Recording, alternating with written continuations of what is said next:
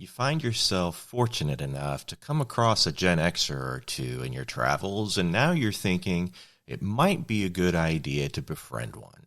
You're not wrong. But let's be sure to take a moment so that way you fully understand what that means and what will be expected of you. Like, forever.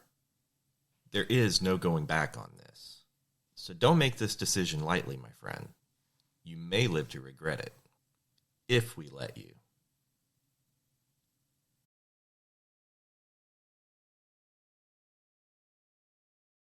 When I said forever, I did mean forever. Regardless of how this relationship plays out, you need to understand one very important thing. If you make it to the inner circle and do right by your Gen Xer, your relationship is going to be solid. Choose to ignore what I'm about to tell you and around and find out, well... And things between us, not so solid. The first thing you need to understand before befriending any Gen X is trust is earned.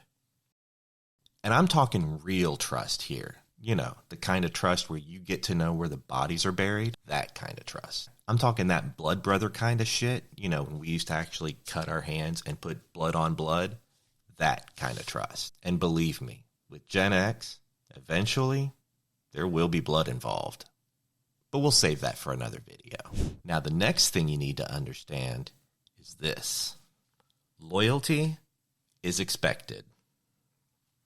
Remember what I said before about knowing where the bodies are buried? Understand that first, we're going to help you deal with one of your own before we even consider allowing you to help us deal with one of ours. But once you cross that threshold, you'll have a friend and confidant like no other. The next time you have a problem and you need our help, you won't even have to go into details of what happened. We won't give a shit. If somebody wronged you and you need our help, whose car are we going to take? Now, this last bit of advice, I can't stress it enough, so you really need to pay attention to this one. Betrayal is forever. I'm going to say that again. Betrayal is forever. You have managed to befriend one of the most feral and dangerous generations ever known to mankind. You choose to violate that trust after breaking bread with us and all the times we've had your back?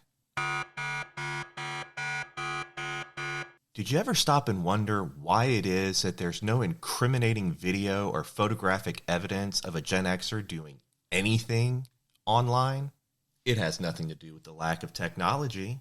Photographs were invented in 1822, and the ability to capture video was invented in 1888. So don't believe any of that crap that's out there about our inability to capture the adventures of our misspent youth because the technology didn't exist. The truth is, we just knew better. All of that is to say, whatever becomes of you after betraying a Gen X, nobody, and I do mean nobody, will ever come to know the details. And now I want to leave you with a little bonus information just to kind of put a bow on everything for you and really drive home the point I'm trying to make. It's business. It's not personal. So much in life is business, plain and simple. Gen X are perfectly fine being left to our own devices. In fact, we prefer it.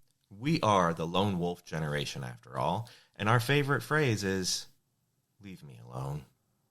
But we are intelligent enough to realize that no man or woman is an island unto themselves, and that eventually you are going to need somebody's assistance.